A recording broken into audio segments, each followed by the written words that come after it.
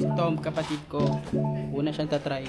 Pinauna ko na si Tom dito dahil M24 or TCM yung unang gagamitin namin. Sa kasa pa lang talagang nakaka-excite na. Sobrang lakas din ng tunog niya guys pag pumutok na. Tuwan-tuwa ako dito kasi first time talaga namin masubukan to. Liit nga! Ang liit, hindi makita sa ano. Grabe. Kaya pala nilalaro ko, hindi ko makita. Eh no, grabe tama nito. Maganda. Sabi ko, tatas-tas baba ko nga. Oo, tol, lupit mo.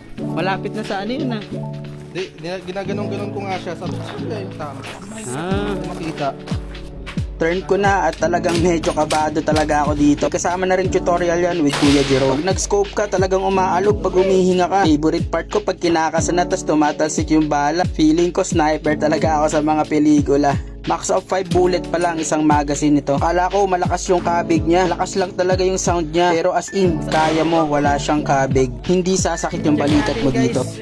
check natin guys kung tumama tayo. Ay, gitna, grabe. Nakachamba. Ulo guys, ulo ang tama nito mo, galing oh. Bang! Hindi ko pa nasubukan guys, pero ito may isa na rin tayo. Yan, pero wala pa. Bukod sa 9mm namin, pinatry din kami ng TCM bullet pero sa pistol gagamitin. Walang recoil, sobrang lakas lang ng tunog.